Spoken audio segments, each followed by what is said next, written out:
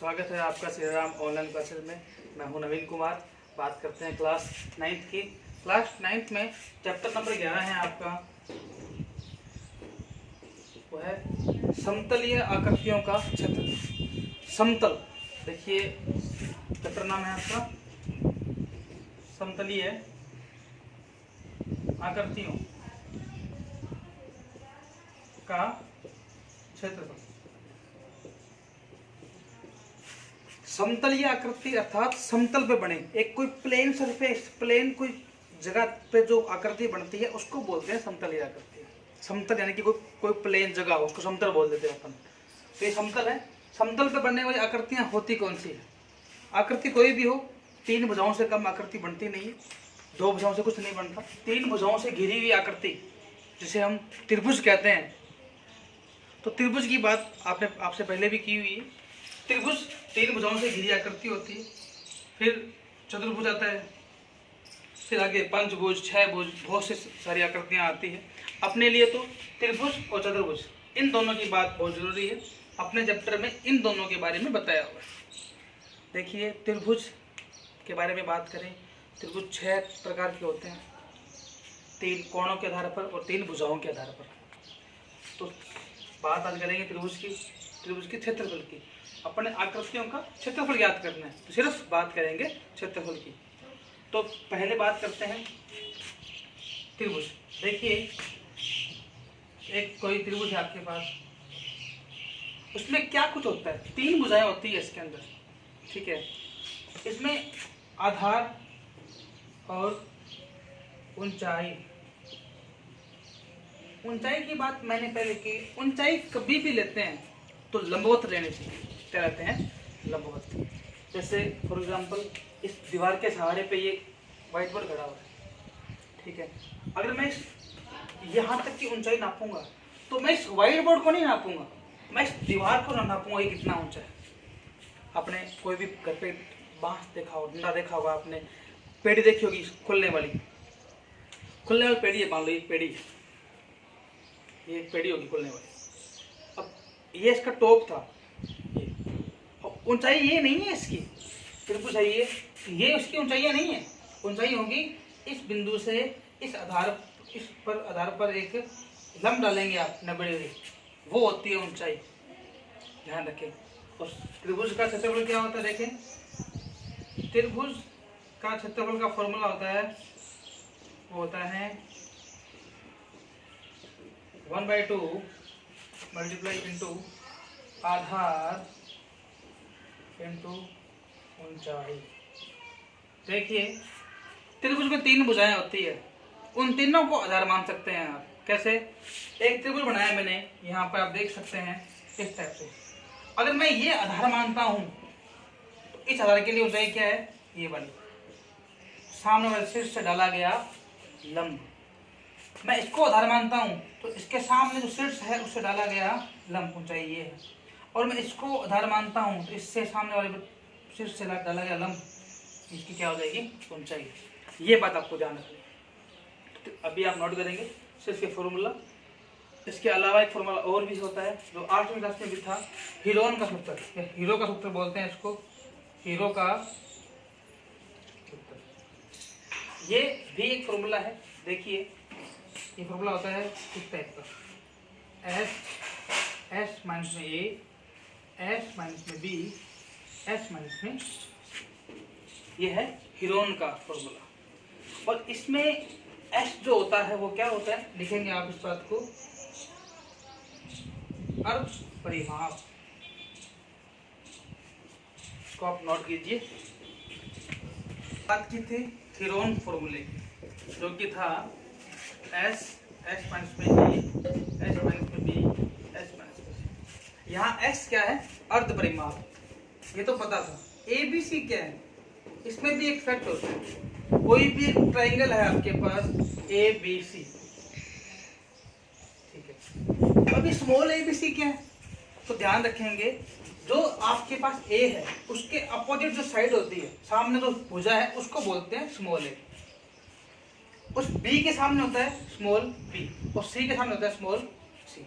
A B C पता होना चाहिए अपने को कि भुजा कौन सी है यहाँ पे।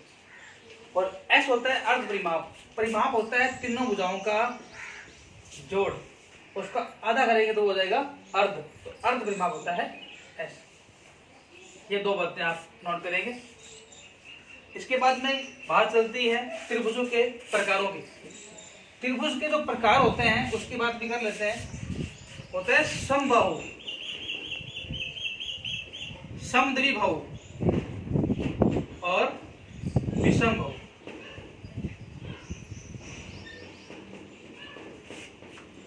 समबाहु त्रिभुज की बात पहले करेंगे अपन। यहाँ पे कोई त्रिभुज है एक, उसको समबाहु त्रिभुज कहेंगे अगर उसकी तीनों भुजाएं समान है। समबाहु, समबाहु, बाहु होता है भुजा, सम होता है समान, समान इसकी भुजाएं वो होता है समबाहु त्रिभुज।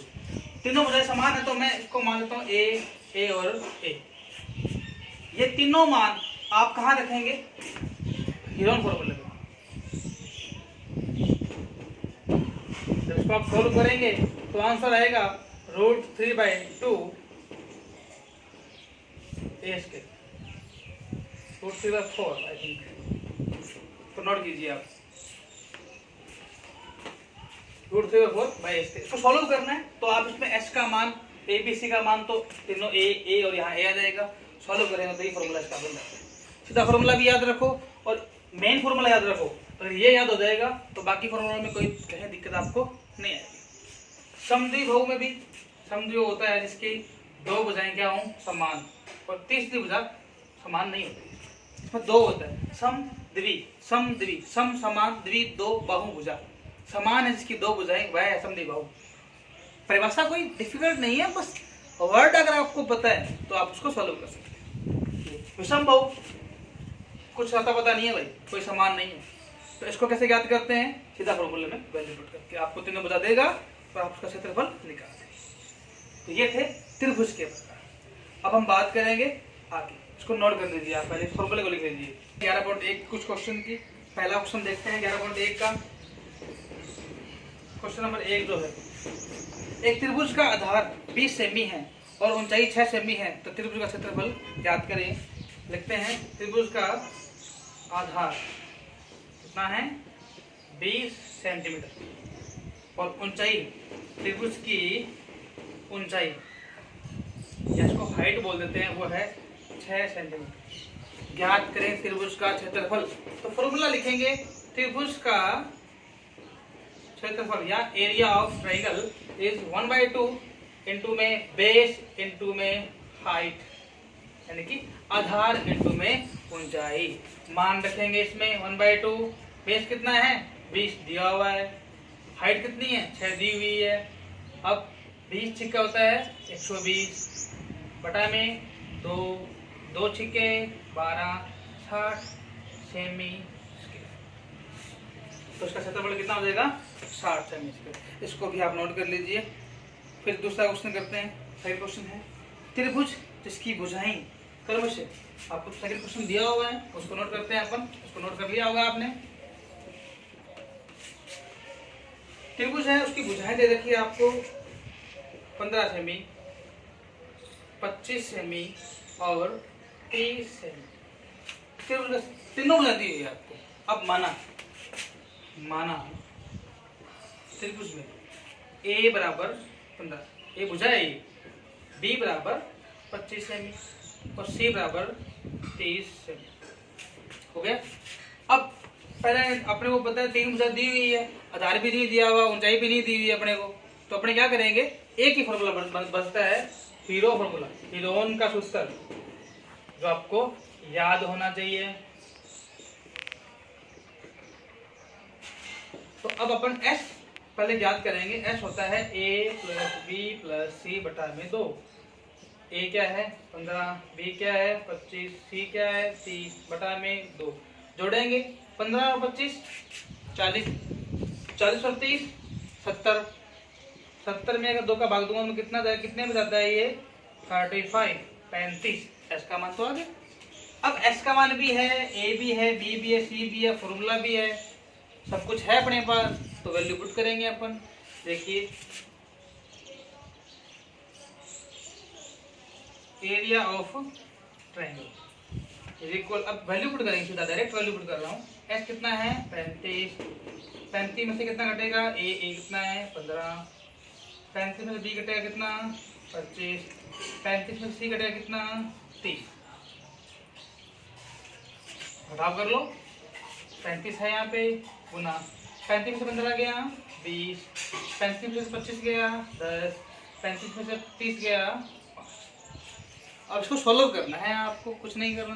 देखिए 35 को अगर मैं टुकड़े कर लेता हूँ तो आता है 7 गुना में 5, 20 के अगर मैं टुकड़े करता हूँ तो आता है 10 गुना में 2, 10 तो पहले से टुकड़े में है, कोई दिक्कत नहीं है। वर्गमूल में भी आपने सीखा होगा चौथी पांचवी क्लास में, वर्गमूल जब आप करते हैं तो दो जोड़ों में से एक संख्या को बाहर निकालते हैं। तो अब दो जोड़े बनाओ आप, 10 कितनी बारी है 2 बारी, बाहर आ जाएगा 1 बारी। 5 कितनी बारी है 2 बारी, बाहर आ जाएगा 1 बारी। अंदर क्या बच गया 7 और 2, 7 दूनी 14, 10 पांजे 50, 50 रूट 14 वर्ग सेमी, ये इसका आंसर है। 11.2 के 2 क्वेश्चन मैंने करवा दिए हैं आपको। आगे आपको फिर क्वेश्चन 7 हैं इसके, इसमें 7 क्वेश्चन आपको उसको ट्राई करना है।